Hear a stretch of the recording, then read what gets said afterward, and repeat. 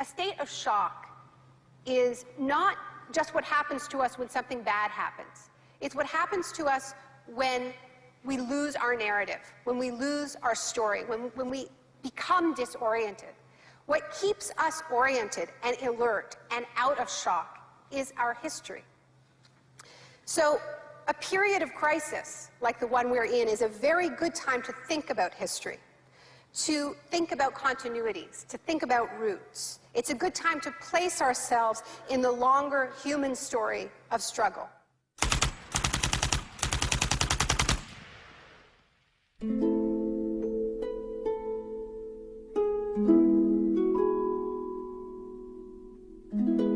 L'histoire a commencé le 1er juin 1951, le jour où des membres des services de renseignement occidentaux rencontrèrent en grand secret des universitaires à l'hôtel Ritz-Carlton de Montréal. Cette réunion allait lancer un programme de recherche sur la privation sensorielle à l'université McGill, programme financé par l'armée. Sensory deprivation really is a way of producing extreme monotony. It causes loss of critical capacity. The thinking is less clear. The subject complains that he can't even daydream. And when you have college students that can't daydream, they're in a bad way. I began to think while we were doing our experiments that it's possible that something that involves physical discomfort or even pain might be more tolerable than simply the deprivation conditions that we studied. Ebb décida de cesser de travailler sur le programme. But I had no idea when I suggested that what a vicious weapon, potentially vicious weapon, this could be. These are the days and ours are the occasions. Mais les expériences se poursuivirent sous la direction du chef du département psychiatrie, l'ambitieux docteur Ewen Cameron. What he did was much more than what we had done.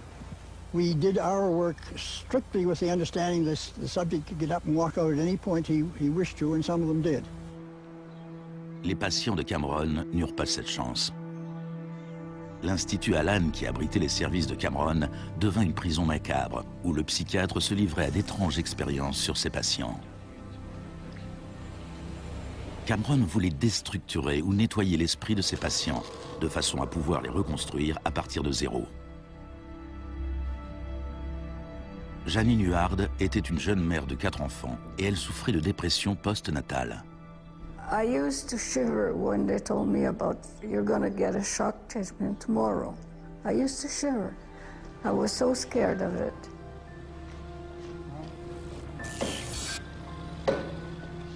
And I would wake up in another room, all mixed up and sad, and it used to make me very sad after.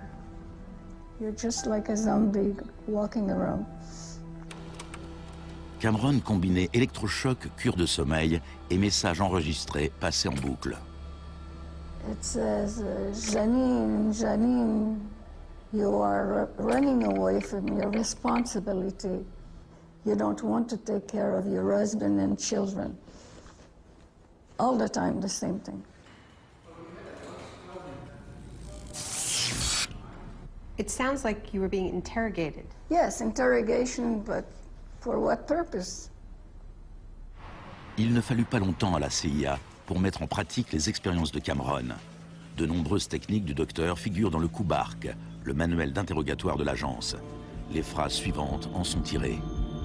It's a fundamental hypothesis of this handbook that these techniques are in essence methods of inducing regression of the personality. There is an interval, which may be extremely brief, of suspended animation, a kind of psychological shock or paralysis. Experienced interrogators recognize this effect when it appears and know that at this moment the source is far more open to suggestion, far likelier to comply than he was just before he experienced the shock.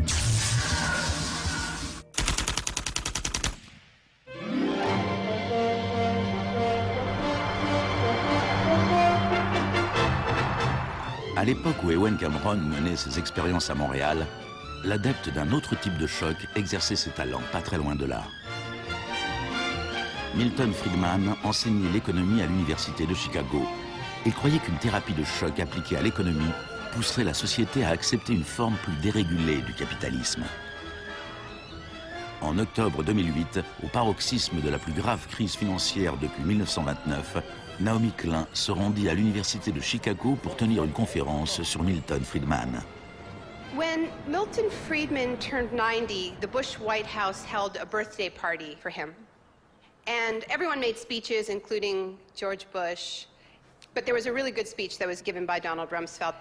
My favorite quote in that speech from Rumsfeld is this. He said, "Milton is the embodiment of the truth that ideas have consequences." What I want to argue here is that the economic chaos that we're seeing right now on Wall Street and on Main Street and in Washington stems from many factors, of course, but among them are the ideas of Milton Friedman. Le krach de Wall Street en 1929 entraîna la Grande Dépression des années 30.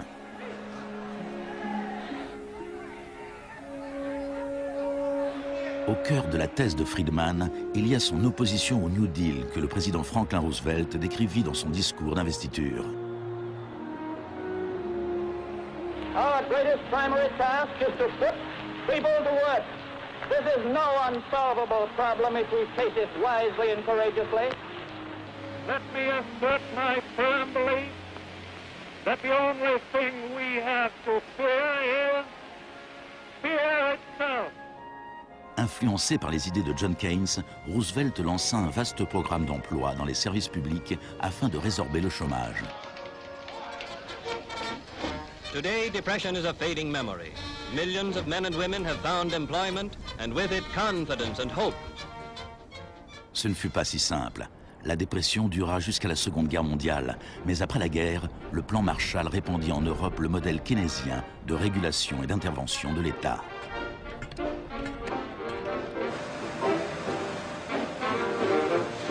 Les principes de Keynes étaient largement acceptés dans la société, mais pas au département d'économie de l'Université de Chicago. Milton Friedman from this university waged a war against the New Deal. Friedman était membre d'un petit groupe appelé la Société du Mont Pèlerin, dirigé par l'économiste autrichien Friedrich von Hayek. Ses membres affirmaient que si l'État cessait de fournir des services et cessait de réguler les marchés, l'économie se corrigerait d'elle-même. Dans les années 50, personne ne les prenait au sérieux. Mais ces 30 dernières années, leurs idées sont devenues la doctrine dominante en économie. The thesis of the shock doctrine is that we've been sold a fairy tale about how these radical policies have swept the globe. That they haven't swept the globe on the backs of freedom and democracy, but they have needed shocks, they have needed crises, they have needed states of emergencies. Milton Friedman understood the utility of crisis. Only a crisis, actual or perceived, produces real change. When that crisis occurs, the actions that are taken depend on the ideas that are lying around.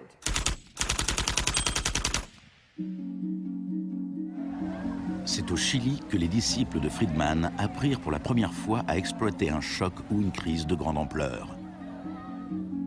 Usually the official storytellers of neoliberalism, the official publicists, don't even mention Chile. They start the story with Thatcher and Reagan because it's much more flattering that way.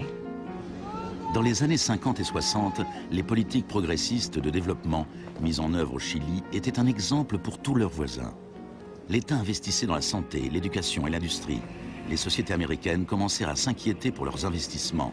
La réaction du département d'État américain fut de financer les études des étudiants chiliens et sud-américains afin qu'ils puissent venir étudier l'économie de marché auprès de Milton Friedman. The University of Chicago had a joint arrangement with the Catholic University of Chile, under which a great many Chilean students came to the University of Chicago, were trained by us and received PhDs. Ces étudiants retournèrent au Chili pour y enseigner. Le département économie de l'Université catholique de Santiago devint une mini-école de Chicago. Arnold Harberger, l'économiste responsable du programme, se décrivait lui-même comme un missionnaire dévoué corps et âme. En 1970, le gouvernement d'unité populaire de Salvador Allende remporta les élections en présentant un programme de nationalisation de larges secteurs de l'économie. la compagnie de téléphone chilienne appartenait en majorité à une compagnie américaine, ITT, qui fut à la pointe du combat pour empêcher l'élection d'Allende. ITT avait le soutien de Richard Nixon à la Maison-Blanche.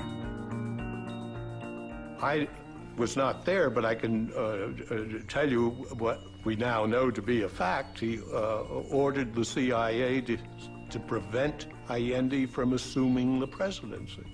And indeed, they tried to get me to lean on the Chilean military right after Allende was elected. Malgré tous les efforts de la CIA, Allende fut officiellement déclaré président.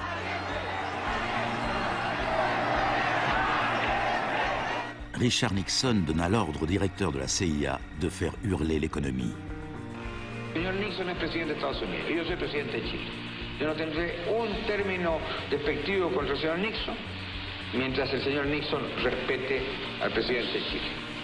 On lança les préparatifs d'un coup d'État militaire. Les Chicago Boys chiliens élaborèrent un programme économique de 500 pages, la BRIC. Grâce à des fonds américains, on fit tout pour déstabiliser l'économie. Les chauffeurs routiers firent grève, paralysant l'ensemble des usines et des magasins. Il y eut une première tentative de coup d'État le 29 juin 1973. Et puis, le 11 septembre, l'armée commandée par le général Pinochet prit d'assaut le palais présidentiel.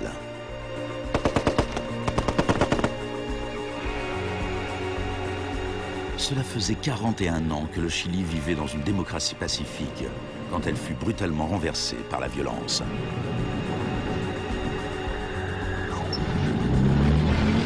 Pinochet et ses partisans décrivirent ce putsch comme une guerre. Il en avait en effet tous les aspects. Ce fut le précurseur chilien de l'opération Choc et Terreur.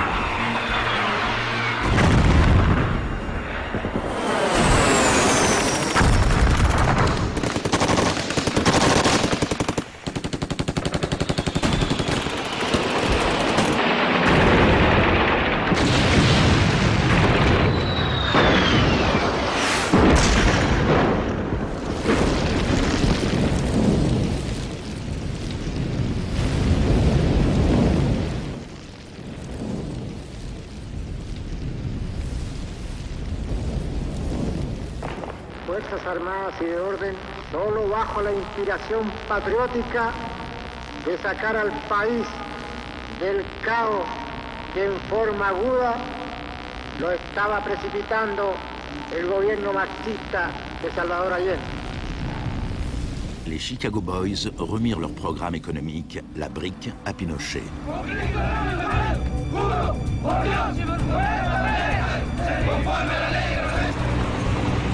Dans les jours qui suivirent, plus de 13 000 opposants furent arrêtés et emprisonnés.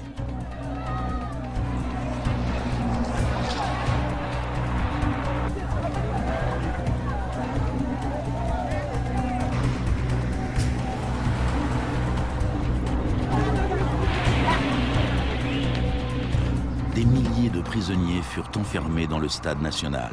Beaucoup furent torturés. Dans le monde entier, on parlait du Chili. ¿Cuántas personas?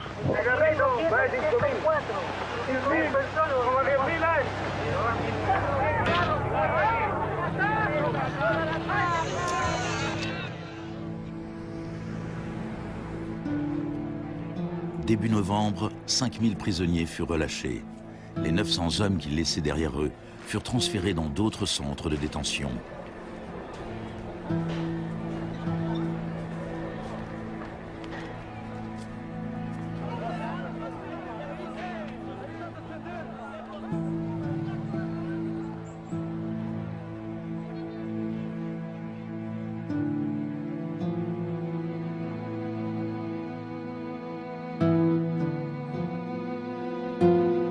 Moins d'un mois plus tard, la FIFA autorisait le Chili à disputer un match qualificatif pour la Coupe du Monde dans ce même stade.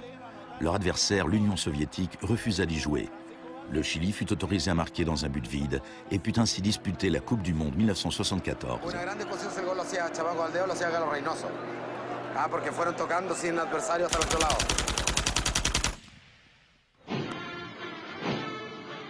Pinochet imposa à une population sous le choc la politique recommandée par les Chicago Boys. Fin du contrôle des prix, privatisation des entreprises publiques, suppression des taxes à l'importation et coupe dans les dépenses publiques. Plus tard, Friedman reconnut ouvertement l'importance de l'expérience chilienne. Here was the first case in which you had a movement toward communism, which was replaced by a movement toward free markets. Ce fut un échec. Un an plus tard, l'inflation s'élevait à 375% par an. C'était la plus forte au monde. Alors, en mars 1975, Arnold Harberger et Milton Friedman s'envolèrent pour Santiago. He used a phrase that had never before been used in a real-world economic crisis. He called for shock treatment. He said that he was like a doctor that was going to help a country that was suffering an epidemic, and he was simply prescribing the medicine. Friedman écrivit que le général Pinochet était séduit par l'idée d'un traitement de choc, mais qu'il était clairement effrayé par le chômage provisoire qui pourrait en découler.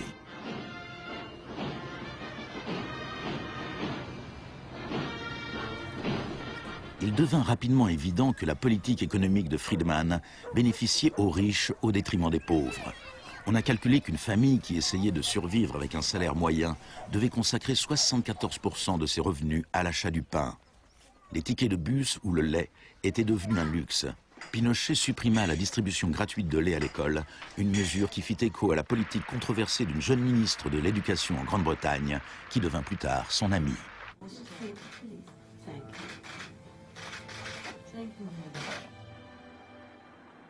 Pour mettre en œuvre cette politique économique, il fallait avoir un ennemi à craindre. Tampoco creo que se haya triunfado totalmente sobre el marxismo. El marxismo es como un fantasma. Cuesta mucho tomarlo. Mejor dicho, no se puede tomar.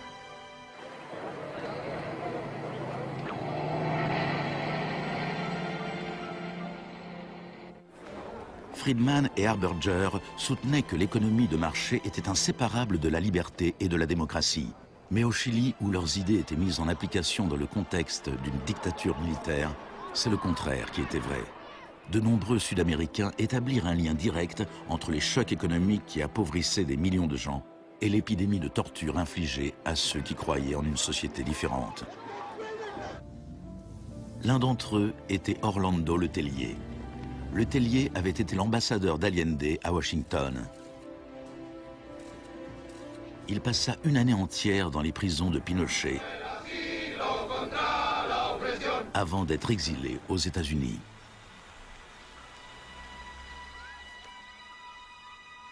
Voici ce qu'écrivait Letelier en 1976. Ce plan économique a dû être imposé par la force et dans le contexte chilien, cela ne pouvait être obtenu que par l'assassinat de milliers de personnes, l'établissement de camps de concentration dans tout le pays et la détention de plus de 100 000 personnes en 3 ans.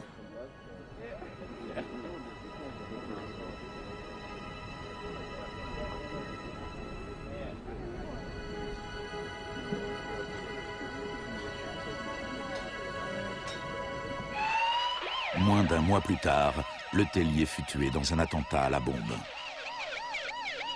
Good evening. A powerful bomb today tore through a car as it was driving along Washington's usually quiet Embassy Row. The Chilean was Orlando Letelier, who also had been foreign minister during the last months of the late Salvador Allende's Marxist regime. Richard Roth reports. Un membre de la police secrète de Pinochet, Michael Townley, était derrière l'attentat. Il était entré aux États-Unis grâce à un faux passeport avec l'accord de la CIA. Michael, buenas noches. Buenas noches, Pablo. La opinión del Poder Judicial chileno, ¿hay confianza en él? Mire, yo Confío plenamente en la justicia chilena como patriota y luchador antimarxista y juntista por sobre todas las cosas. Malgré sa confiance, Thornley fut extradé aux États-Unis et condamné pour le meurtre de Letellier. Au Chili, la dictature militaire de Pinochet dura 17 ans. Et pourtant, Harberger refusait toujours de voir la réalité.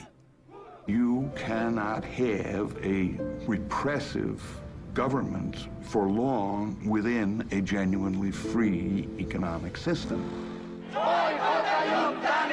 L'année même où Orlando Letellier fut assassiné, Milton Friedman reçut le prix Nobel d'économie. You know, you people have such a distorted idea of what went on. Let me tell you some facts. Number one, I was offered 2 honorary degrees by universities in Chile before I went down. I refused to take them because those universities were being supported in part by public funds, and I did not want to appear in any way to provide any support to the political system in Chile. I'm not a representative of Chile. I'm not an advisor to Chile. I have no commitments to the government of Chile.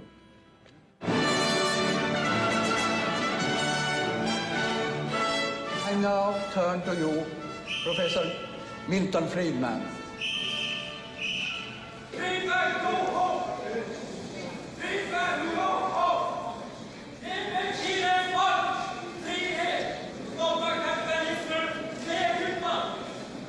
I am very sorry for this incident. It could have been worse.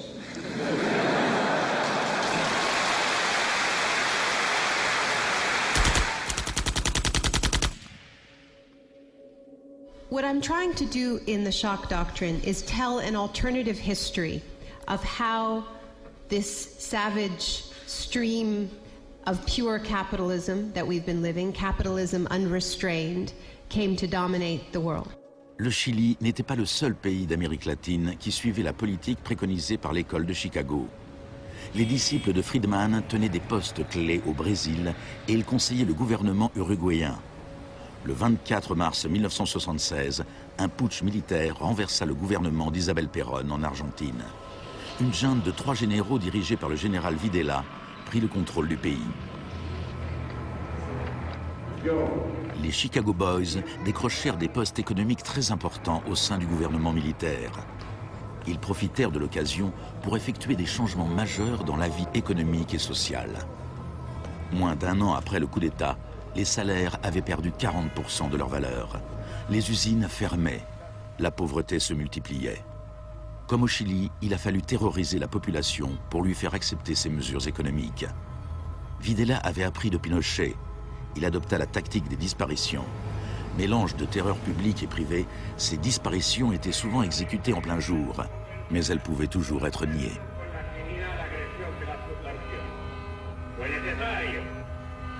Cumplimiento de la misión que la nación le tiene asignada, articular la defensa de la sociedad argentina.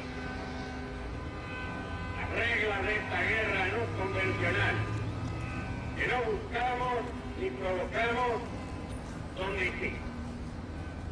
De nombreuses techniques utilisées par les militaires chiliens et argentins leur avaient été enseignées à l'École des Amériques, dirigée par les États-Unis. Torture techniques taught, from rape to derobing to torture with pointed objects, breaking of extremities, poking eyes out, branding. In Latin America, there are various regimes which at the moment are abusing human rights. Political murder, torture, deportations, imprisonment without trial, using the techniques they may have learned in this establishment. You may be right. If you can say that the skills which we've taught here have been applied, I can't deny that. The use of torture of a known enemy soldier to gain some kind of military advantage, I think is justifiable and smart. To go beyond that, to use torture techniques merely to intimidate people is completely wrong, unethical and immoral. Mais en Argentine et au Chili, ces techniques de torture ne furent pas utilisées seulement sur des soldats ou sur des terroristes, mais sur des étudiants, des syndicalistes et sur tous ceux qui s'opposaient à la politique économique ultralibérale du régime.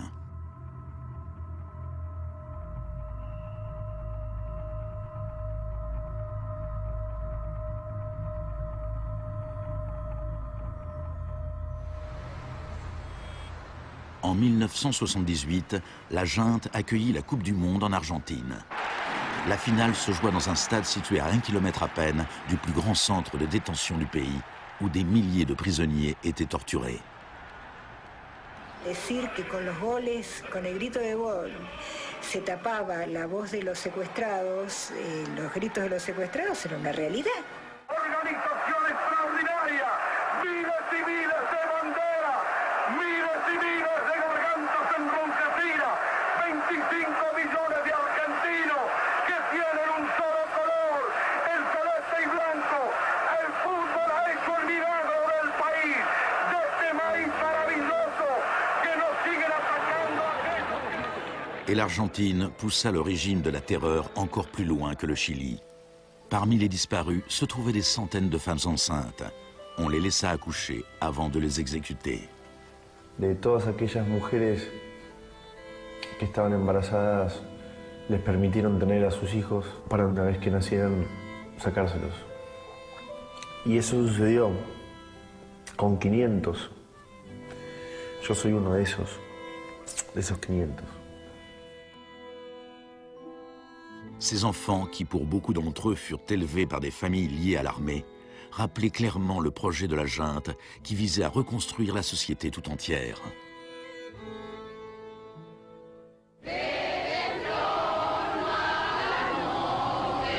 Alors que la junte était toujours au pouvoir, des mères et des grands-mères de disparus commencèrent à manifester sur la place de Mai.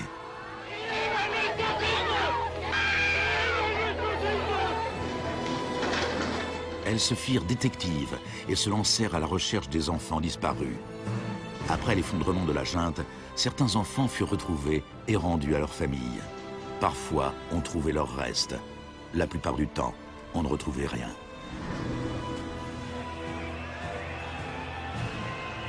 Le général Videla fut reconnu coupable de meurtre, d'enlèvement et de torture.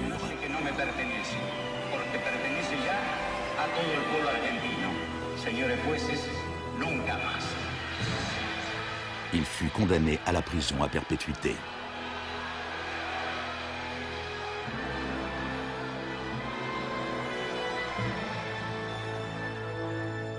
Now, these early experiments in Latin America presented Friedman and his cohorts with a serious ideological problem. Friedman had promised that these policies would not just make the elites richer, but that they would create the freest possible societies, that this was a war against tyranny, that capitalism and freedom went hand in hand. Yet here we see that in the 70s, the only countries putting these ideas into practice were military dictatorships. Nixon had fully supported imposing these types of brutal free market policies in South American dictatorships. But when it came to domestic economic policy in the United States, where Nixon had to worry about getting reelected, it was a very, very different story.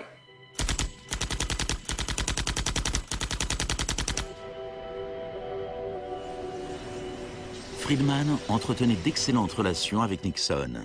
Plusieurs de ses collègues et disciples de l'école de Chicago avaient été recrutés pour travailler au sein du gouvernement. Donald Rumsfeld était l'un d'entre eux.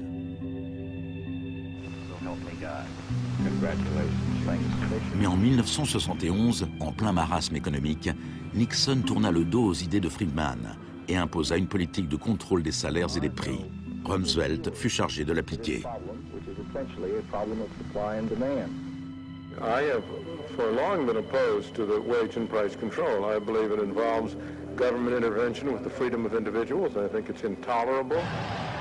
Cette politique keynésienne fut un succès et Nixon fut réélu pour un second mandat à une écrasante majorité.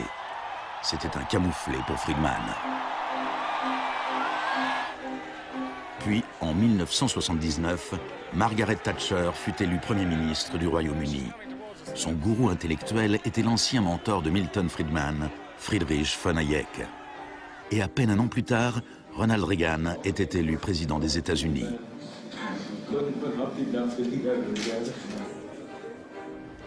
La Grande-Bretagne et les États-Unis étaient désormais dirigés par des Friedmaniens sans état d'âme. Margaret Thatcher's program when she came in had 4 planks. Cut government spending, cut tax rates, reduce government ownership and operation of industries or regulation of industry, and have a moderate and stable monetary policy to bring down inflation. Après ses 3 premières années au gouvernement, le chômage avait doublé dans certains secteurs de l'économie, déclenchant des vagues de grève. La cote de popularité de Thatcher avait chuté de 25%. Des émeutes éclatèrent dans les grandes villes du royaume.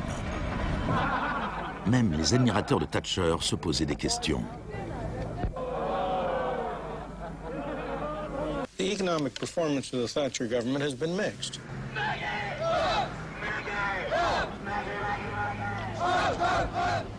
To those waiting with bated breath for that favorite media catchphrase, the U-turn, I have only one thing to say. U-turn if you want to.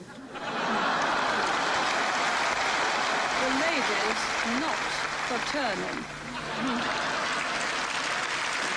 Friedrich von Hayek exhorta Thatcher à imiter la thérapie de choc économique de Pinochet. Thatcher répondit: en Grande-Bretagne, vu nos institutions démocratiques et la nécessité d'un fort consensus, certaines des mesures adoptées au Chili sont tout à fait inacceptables.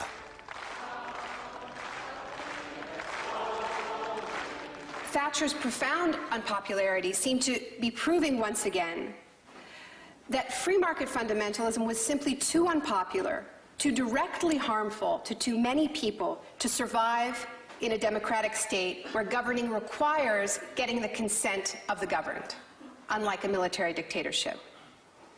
What pulled Thatcher back from the abyss and ultimately saved the project was a crisis. Indeed, it was the ultimate crisis. It was a war.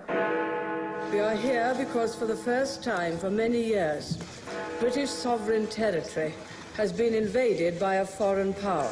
The government has now decided that a large task force will sail as soon as all preparations are complete. HMS Invincible will be in the lead. La plupart des Britanniques n'avaient jamais entendu parler des îles Malouines. Mais quand l'Argentine envahit ce petit archipel perdu à des milliers de kilomètres dans l'Atlantique Sud, Thatcher sauta sur l'occasion et justifia son surnom de Dame de Fer. Gentlemen, I've just heard that the white flag is flying over Stanley. La guerre fut terminée en moins de 3 mois. Quand les troupes revinrent en Grande-Bretagne, une vague de célébrations patriotiques déferla sur le pays. Thatcher remporta les élections de 1983 avec une écrasante majorité. Elle pouvait maintenant lancer une thérapie de choc économique semblable à celle qu'on avait vue au Chili.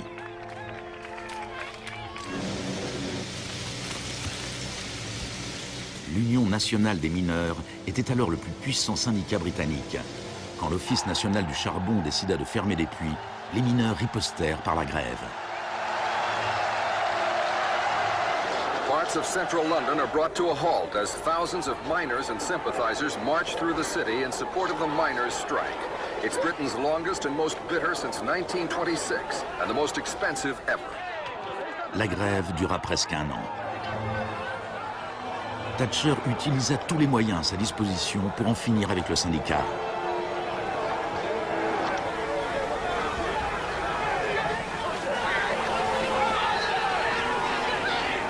Les mineurs finirent par perdre la bataille. Thatcher utilisa sa victoire pour imposer la révolution des Chicago Boys en Grande-Bretagne. On lança des campagnes publicitaires pour promouvoir le gigantesque programme de privatisation. Thatcher vendit l'industrie de l'acier, le service des eaux, les compagnies d'électricité, de gaz, le téléphone, les compagnies aériennes et le pétrole. Les HLM furent vendus, les services municipaux soumis à adjudication.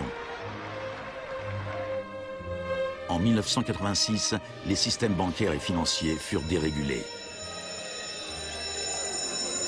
On parla de Big Bang. No one here tonight needs reminding that the Big Bang is only a beginning. Dans la Grande-Bretagne d'avant Thatcher, un PDG gagnait 10 fois plus qu'un ouvrier. En 2007, il gagnait plus de 100 fois plus.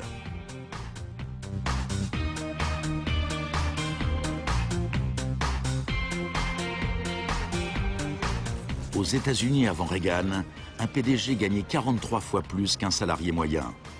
En 2005, il gagnait plus de 400 fois plus que ce même salarié. Friedman reconnut ouvertement l'importance de Thatcher et Reagan dans la propagation des idées de l'école de Chicago à travers le monde. The coincidence of Thatcher and Reagan having been in office at the same time was enormously important for the public acceptance worldwide of a different approach to economic and monetary policy.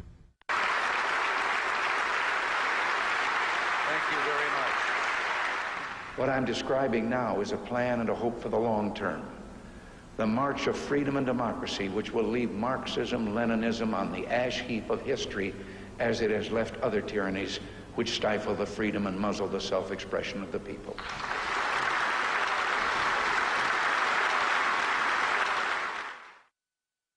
Now, we all know the fairy tale about the fall of communism, that the West under Reagan and Thatcher looked so prosperous to the people of the former communist bloc that they themselves demanded radical free market policies.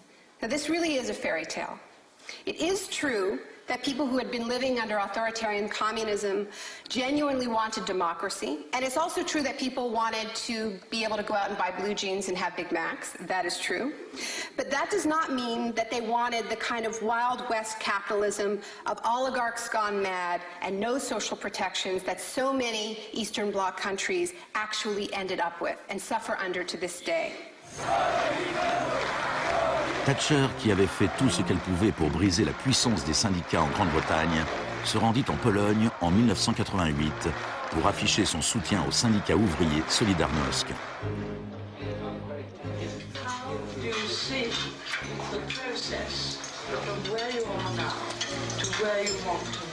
En Pologne, les grèves amenèrent Solidarność à participer aux élections générales de juin 1989. Une vague de manifestations s'ensuivit à travers toute l'Europe de l'Est.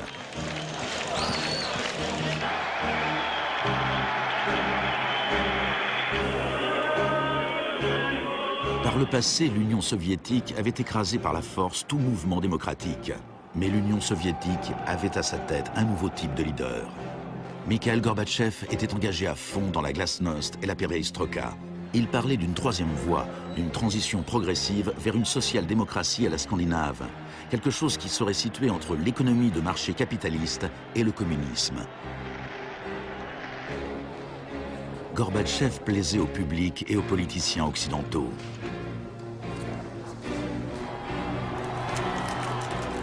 He's a bold, a determined and courageous leader. Gorbatchev regarda sans broncher les vieux régimes communistes s'effondrer les uns après les autres.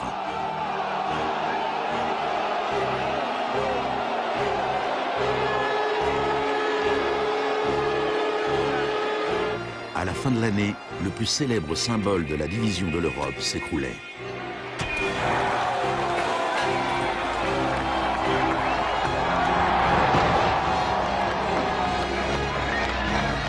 Pour Friedman et les Chicago Boys, c'est un nouveau monde qui s'ouvrait. En Union soviétique, Gorbatchev espérait pouvoir réformer l'économie en douceur. En 1991, il fut invité à la réunion du G7 à Londres. Il en attendait un soutien financier pour ses lentes réformes économiques. Mais on lui répondit qu'à moins de se lancer dans une thérapie de choc radical, il ne recevrait aucune aide. Le mois suivant, une tentative de coup d'État dirigée contre Gorbatchev éclata à Moscou. Les tenants de la ligne dure au sein du Parti communiste firent arrêter Gorbatchev dans sa maison de vacances en Crimée. Les tanks encerclèrent la Maison Blanche, le Parlement russe.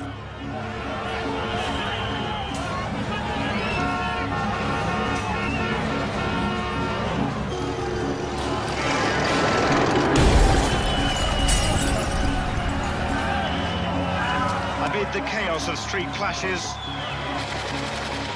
it was obvious that to reinforce their position, the hardliners would have to resort to violence. Such action between the people and the security forces has not been seen since the early days of the Russian Revolution.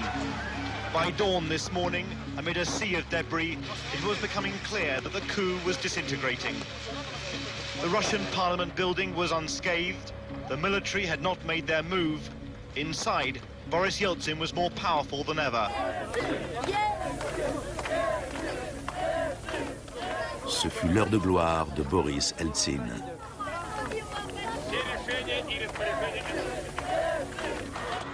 Gorbatchev fut libéré et revint à Moscou, mais son pouvoir était très affaibli. Я выражаю признательность за принципиальную позицию россиянам, президенту России Борису Николаевичу Ельцину. En décembre 1991, l'Union soviétique fut officiellement dissoute. Ce fut un choc immense pour le peuple russe. Eltsine avait désormais la haute main sur l'économie au sein de la Fédération russe. L'économie de marché fit son apparition dans le pays. Ce fut le chaos. L'adoption par la Russie des principes de l'école de Chicago marqua une nouvelle étape dans la croisade du marché libre. Il y avait encore tout le choc, mais aucune thérapie.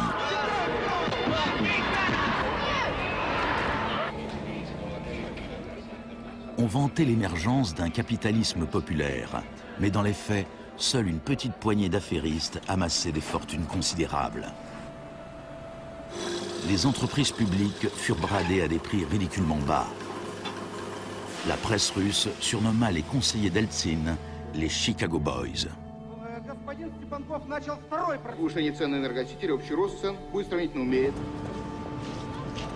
La thérapie de choc appliquée par Eltsine fut telle qu'en 1992, la consommation moyenne avait chuté de 40% en un an. Un tiers des Russes vivaient sous le seuil de pauvreté et les salaires étaient versés avec des mois de retard. One expert today predicted 140 million Russians will soon be living below the poverty line. La corruption sévissait partout. Le crime organisé explosa. Moscou était devenu le nouveau Far West.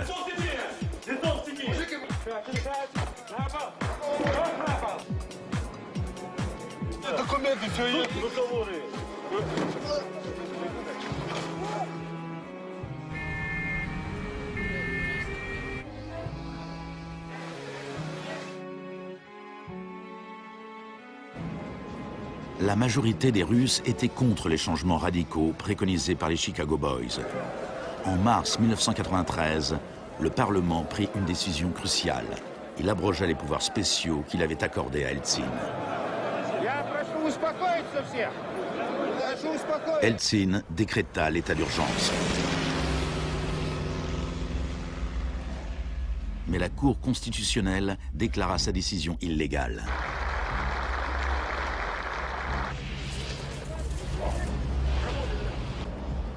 Le 21 septembre, Eltsine opta pour la solution Pinochet et fit dissoudre le Parlement. Сегодняшнего дня прерывается осуществление законодательной, распорядительной и контрольной функций съезда народных депутатов. L'Occident pesa de tout son poids du côté d'Eltsine. We feel that Boris Yeltsin is the best hope for democracy in Russia. 2 jours plus tard, le Parlement votait la destitution d'Eltsine par 636 voix contre 2. Des milliers de partisans des parlementaires s'assemblèrent devant la Maison-Blanche et marchèrent sur l'immeuble de la télévision.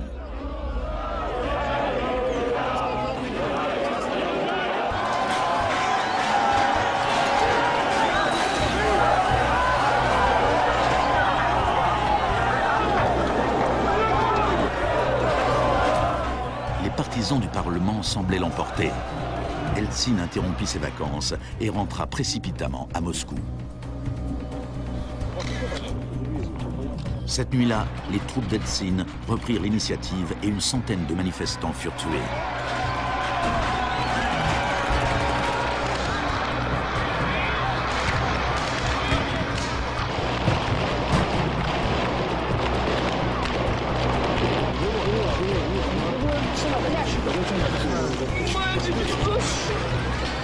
Le 4 octobre, Eltsine donna l'ordre à ses troupes d'attaquer la Maison-Blanche, faisant pilonner le bâtiment même qu'il avait défendu 2 ans plus tôt.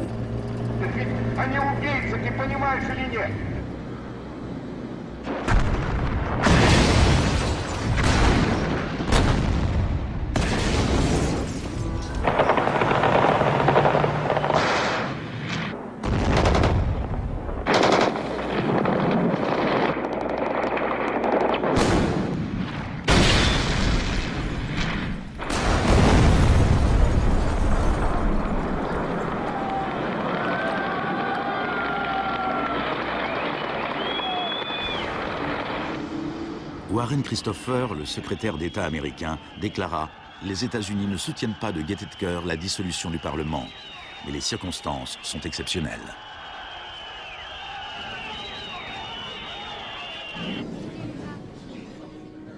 Eltsine avait désormais le pouvoir absolu et suivant les conseils de ses Chicago Boys, il développa un capitalisme des copains.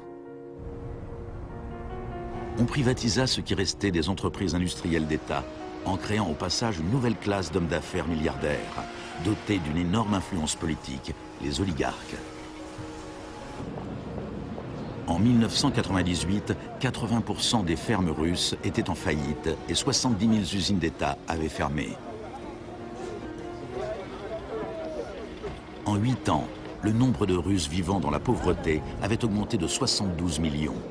Et pendant ce temps, Moscou était devenue la ville où l'on trouvait le plus de milliardaires au monde.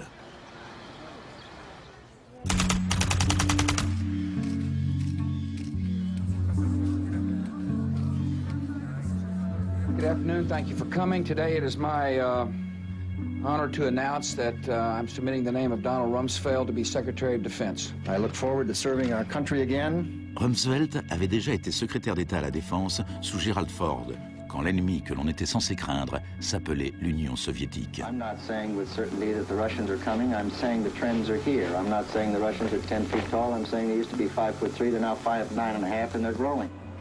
Désormais, il y avait un nouvel ennemi plus proche. Dans un discours tenu le 10 septembre 2001, Rumsfeld annonça son intention de privatiser une grande partie de l'armée américaine. Milton Friedman aurait été fier de lui. Rumsfeld déclara « Le sujet aujourd'hui, c'est un adversaire qui pose une menace sérieuse pour la sécurité des États-Unis d'Amérique. Cet adversaire est l'un des derniers bastions de la planification. Il gouverne en imposant des plans quinquennaux. Cet adversaire vous rappelle peut-être l'ex-URSS, mais cet ennemi-là a disparu. Cet adversaire est plus proche de nous. C'est la bureaucratie du Pentagone. Aujourd'hui, nous déclarons la guerre à la bureaucratie. » Le lendemain, le vol 77 d'American Airlines s'écrasait sur le Pentagone, causant la mort de 184 personnes.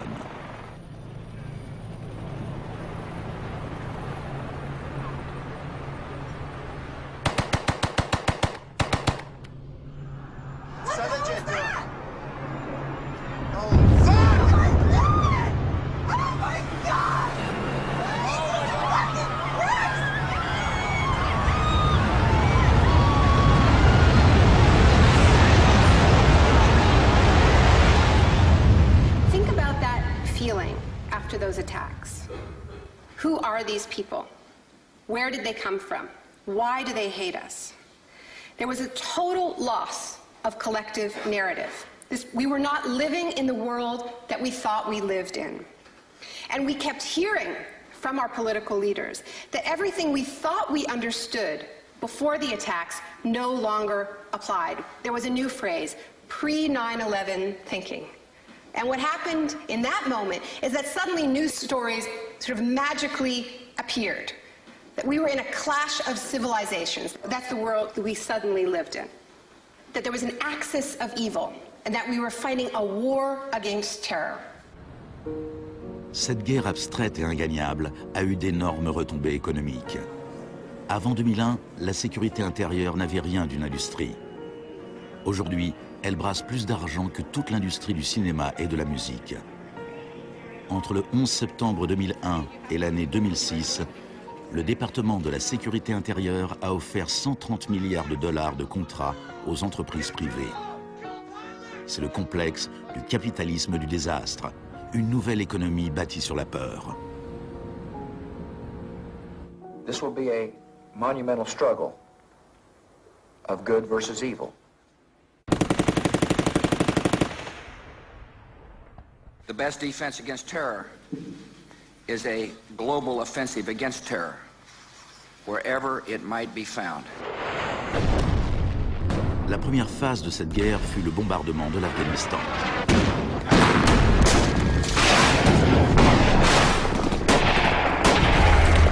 Le gouvernement des talibans fut rapidement renversé. La gestion de l'après-guerre fut plus compliquée. Our fight against terrorism began in Afghanistan, but it will not end there. We're primarily looking at detainees that we can use. We're collecting intelligence.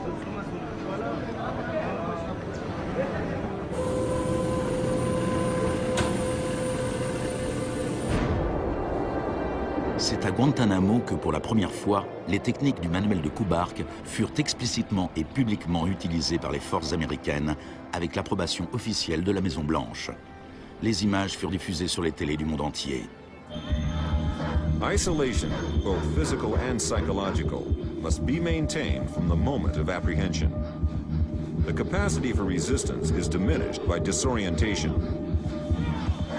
Prisoners should maintain silence at all times. They should never be allowed to speak to each other. Parmi ces prisonniers, il y avait Asif Iqbal, Rouhal Ahmed et Shafiq Rasool de Timpton en Angleterre. Ils furent détenus plus de 2 ans à Guantanamo avant d'être relâchés sans qu'aucune charge ne soit retenue contre eux. Mentally, yeah, you couldn't speak to nobody, you couldn't do nothing, you couldn't stand up. And just sitting there, you'd be in your thoughts all the time thinking, what the hell's going on, where the hell am I? Am we going to be staying here for the rest of our lives? Are we going to be going back home? Will we ever see our family again? Sur les 779 prisonniers qui ont été détenus à Guantanamo, seulement 3 ont été reconnus coupables d'un crime.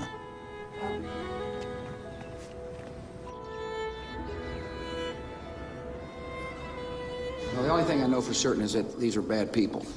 It was a message to the whole world, and the message was clear. It was, this is what happens to you if you get in our way. The war on terror is not about one man, and it is not about one country. De nombreuses raisons furent avancées pour justifier l'invasion de l'Irak.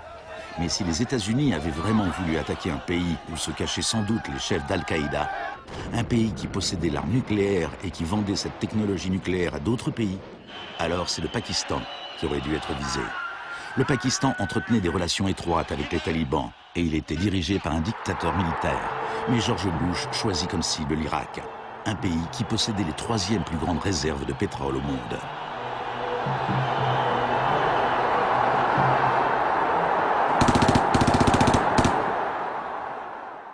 Now, about the Defense Department's war plan. It is not like that for the Gulf War. It's more along the lines of the Panama invasion of 1989. CBS News has been told it would start on what's called A-Day. A as in airstrikes. Airstrikes so devastating, they would leave Saddam's soldiers unable or unwilling to fight. The idea is to rain down the thunder so hard as to create, quote, shock and awe. If the Pentagon sticks to its current war plan, one day in March, the Air Force and Navy will launch between 300 and 400 cruise missiles at targets in Iraq. More than were launched during the entire 40 days of the first Gulf War. The sheer size of this has never been seen before, never been contemplated before. Harlan Ullman is one of the authors of the shock and awe concept, which relies on large numbers of precision-guided weapons. So that you have this simultaneous effect, rather like the nuclear weapons at Hiroshima, not taking days or weeks, but in minutes.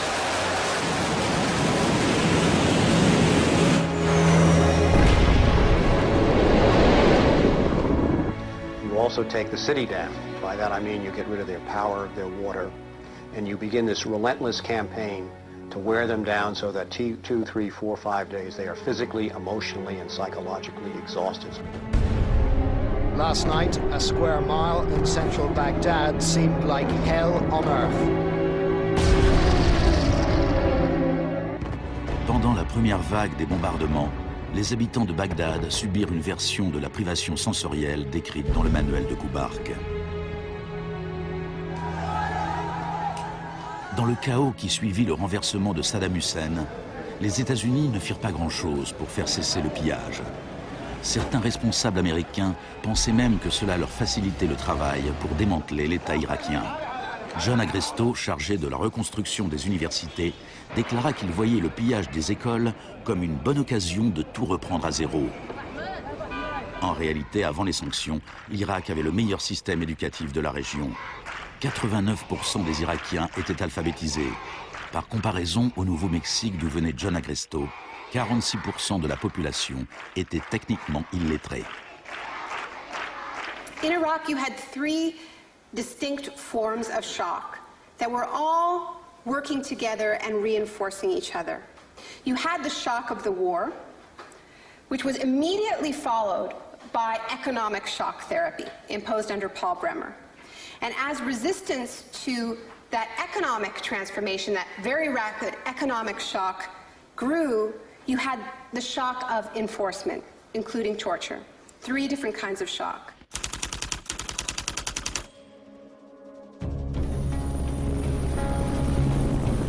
En mai 2003, Paul Bremer fut nommé administrateur américain en Irak.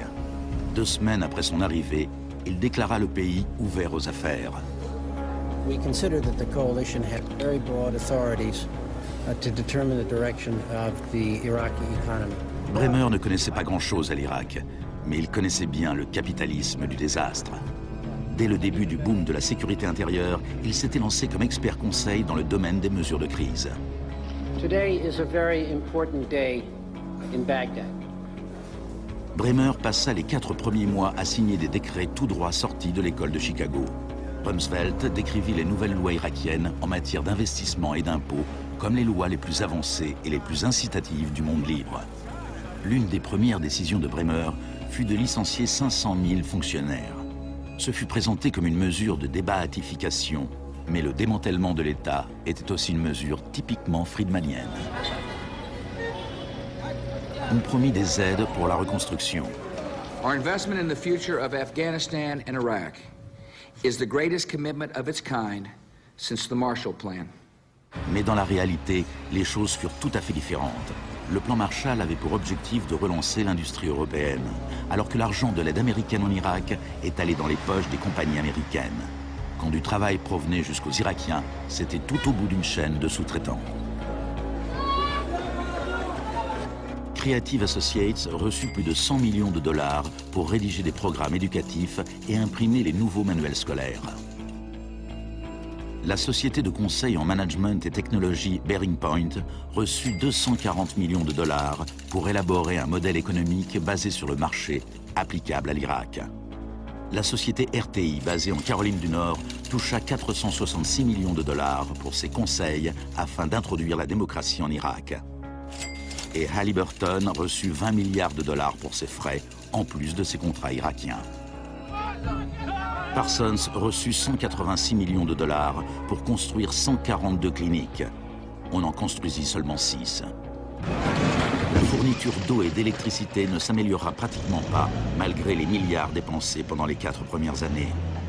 We're going to succeed here, and when we succeed here, we will have done something important, not just for 25 million Iraqis. We will have done something that serves Western interests in this whole region.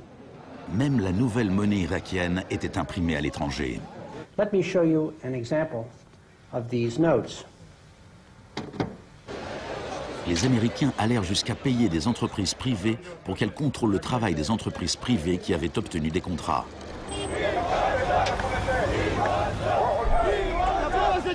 I was in Baghdad in 2004, and this is the period when bombs started to go off regularly in Baghdad. In fact, the night that I arrived, a bomb went off very near our hotel. But what was really striking to me in this period was that despite the violence and despite the chaos, the next day, Iraqis were out in the streets protesting. 19 killed and 100 injured in Najaf. And what they were demanding at this time was elections, the right to actually have a say in what the post-Saddam era would look like. Now, in the early days of the occupation, the protests were peaceful, but as time went on, and the protests didn't have an effect, more and more Iraqis joined the armed resistance.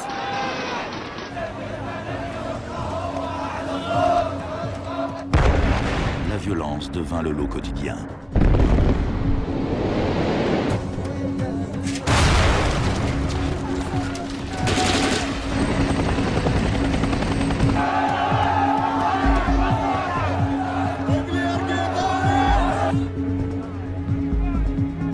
Comme en Amérique du Sud 30 ans auparavant, les corps étaient souvent jetés au bord des routes afin d'intimider les opposants. Voilà les disparus d'Irak.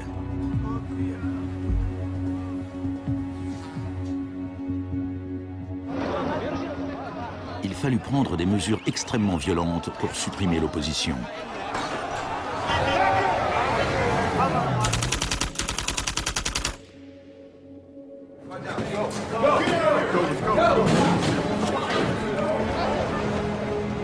Pendant les 3 premières années et demie d'occupation, 61 500 Irakiens furent arrêtés. Au printemps 2007, 19 000 étaient encore emprisonnés. En prison, ils subirent des interrogatoires dont les techniques remontaient à celles que la CIA avait mises au point à la suite des expériences du docteur Cameron dans les années 50.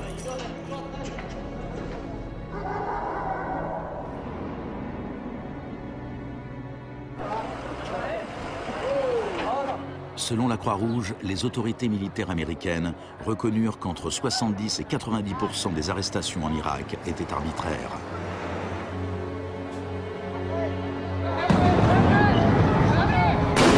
Le chaos irakien ressemble bien à un échec pour la thérapie de choc. Mais le capitalisme du désastre n'allait pas s'arrêter là pour autant. Le désastre lui-même présentait une bonne occasion de s'enrichir.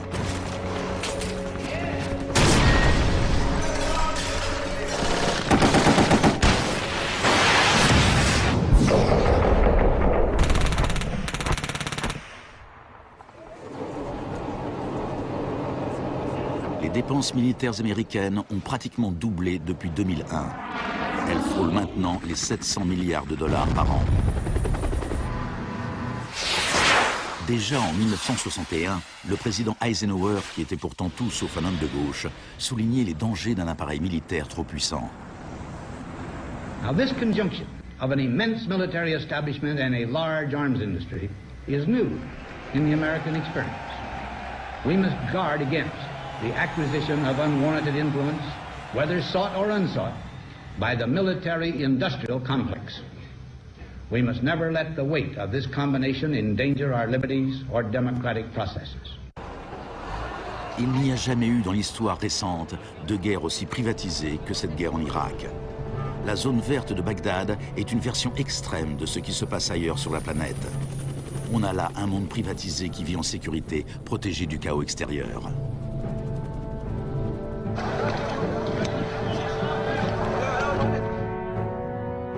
En 1991, pendant la première guerre du Golfe, pour 100 soldats réguliers, on trouvait un contractuel privé. En 2003, au début de la guerre en Irak, pour 100 soldats, on comptait 10 contractuels. En 2006, pour 100 soldats, il y avait 33 contractuels. Un an plus tard, pour 100 soldats, il y en avait 70. En juillet 2007, il y avait plus de contractuels en Irak que de soldats réguliers. On était bien au-delà de ce que Milton Friedman lui-même aurait osé rêver. The only things I would not denationalize are the armed forces, the courts, and some of your roads and highways. L'une des plus importantes sociétés de sécurité était la société américaine Blackwater. En avril 2004, pendant le soulèvement de Najaf, Blackwater prit le commandement des opérations, malgré la présence des Marines. Des dizaines d'Irakiens furent tués lors des combats. Les États-Unis avaient garanti aux mercenaires qu'aucune loi irakienne ne s'appliquerait contre eux. Ils opéraient donc en toute impunité, un peu comme à Guantanamo. I asked your Secretary of Defense a couple months ago what law governs their actions. Mr. I was going to ask him. Go ahead.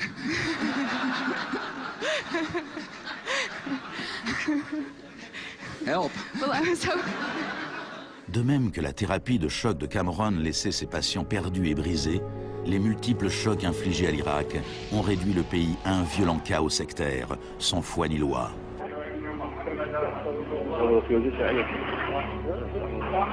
À l'époque de l'exécution de Saddam Hussein en 2006, 1 millier d'Irakiens étaient assassinés chaque semaine.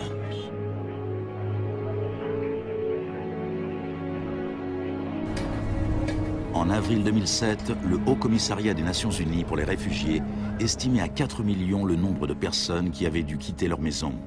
Des centaines de milliers d'Irakiens étaient morts. I think the historians will write very clearly that we did a great and noble thing here.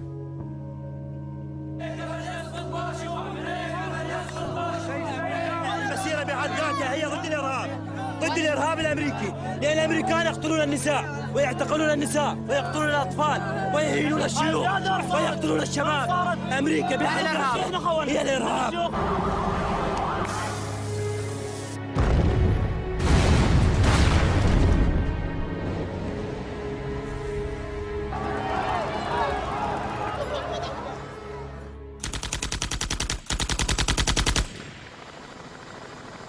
Quand l'ouragan Katrina frappa la Nouvelle-Orléans en août 2005, le monde découvrit avec stupéfaction une sorte d'apartheid du désastre. Les habitants les plus fortunés quittèrent la ville, tandis que des dizaines de milliers de gens vulnérables restaient coincés sans recevoir quasiment aucun secours de l'État. I went to New Orleans while the city was still underwater. And what I saw was that what I had witnessed in Iraq was repeating, not in the aftermath of a war, but in the aftermath of a tremendous natural disaster. Milton Friedman died in 2006. His very last piece of public policy recommendation was an op-ed he wrote for the Wall Street Journal 3 months after Katrina. He said, most New Orleans schools are in ruins, as are the homes of children who have attended them. The children are now scattered all over the country.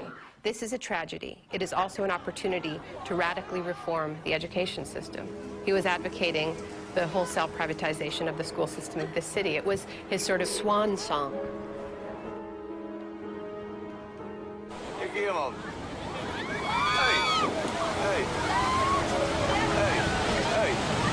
I'd witnessed a similar process in Sri Lanka in the aftermath of the 2004 tsunami.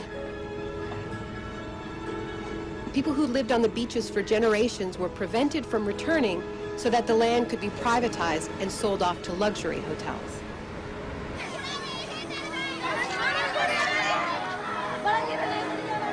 And this is exactly what I mean by the shock doctrine, the systematic raiding of the public sphere in the aftermath of a disaster.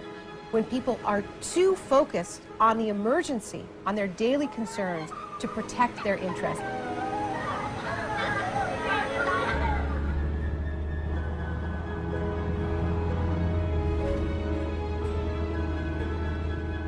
Le premier acte de résistance consisterait peut-être à refuser qu'on efface notre mémoire collective. En 2008, Naomi Klein se rendit à la Villa Grimaldi avec Isabelle Morel, la veuve d'Orlando Letelier. La Villa Grimaldi est un témoignage de la barbarie du régime de Pinochet et de sa défaite finale. Villa Grimaldi fue el principal centro de tortura mientras se buscaba implementar la política de shock económico. Esta es la que tú señalas en el libro como las casas de uno por uno donde estaban los detenidos en Villa Grimaldi. It's not that I loved Pinochet, but I think that he was our teacher in many things. We learned about evil.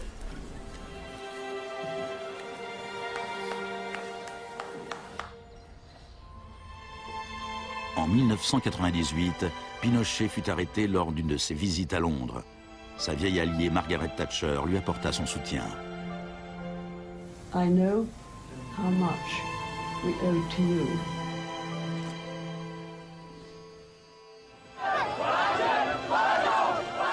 Il a fallu 30 ans pour que l'expérience économique inaugurée par Pinochet se fraie un chemin de l'autre côté du globe jusqu'en Irak.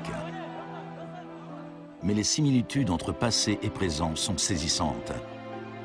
Entre les camps de concentration de Pinochet et la prison de Guantanamo de Bush, entre les disparus du Chili et ceux d'Irak, entre les expériences d'Ewen Cameron et les tortures infligées aux prisonniers d'Abu Ghraib. He erased all the past. That's why he gave electroshocks. All the past from the patient, and he would implant some new ideas. Mais Janine résista, et en 1998, la CIA dut se résigner à lui verser des indemnités, ainsi qu'aux autres victimes des expériences d'Ewen Cameron. Janine, are you proud that they tried to break you and that you have fought so hard and won? In a way, I am. In a way, I am. Because I must have some willpower seeds in me. It is very, very hard to fight a government. People would tell me, Janine, you don't fight a government. What's the matter with you? They're too big. But I had faith that we would win.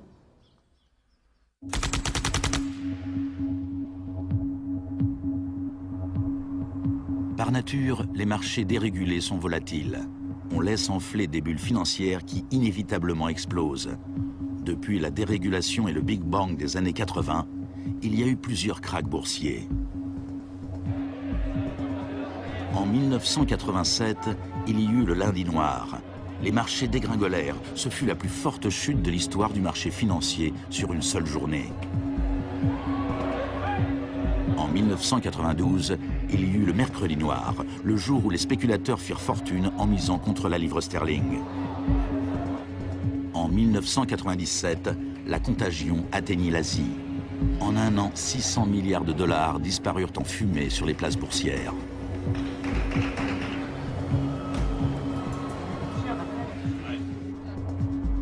Et finalement, en septembre 2008, les marchés financiers implosèrent. The market is not functioning properly. There has been a widespread loss of confidence.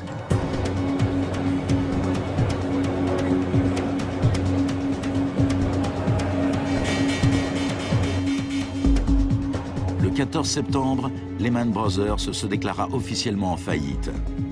Et pourtant, une semaine plus tard, on apprenait que ces traders de New York allaient se partager 2,5 milliards de dollars de bonus. On estime que les firmes de Wall Street ont versé 18,4 milliards de dollars de bonus l'an dernier, l'année du krach. Despite the torrent of populist rhetoric about taking on the fat cats and standing up for the little guy and saving Main Street, not Wall Street, we are witnessing a transfer of wealth of unfathomable size.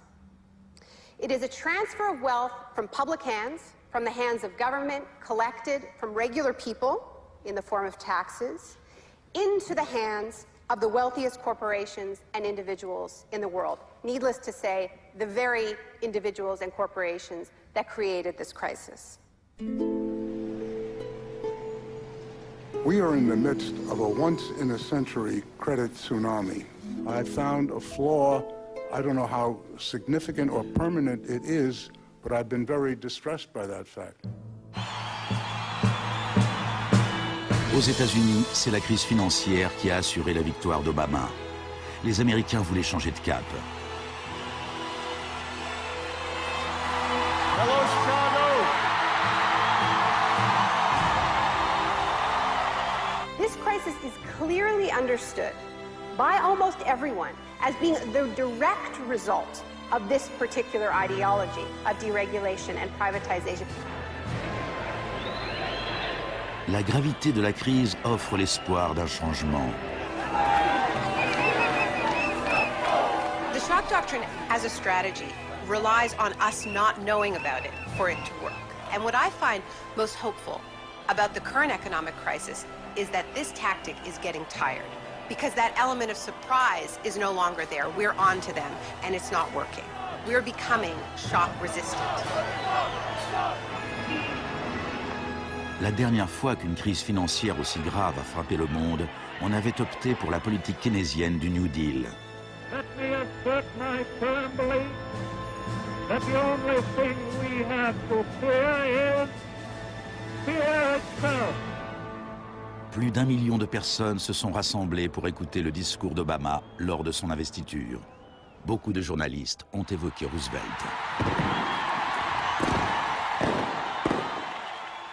Now, there's been a lot of talk recently about comparing Obama to Franklin Delano Roosevelt.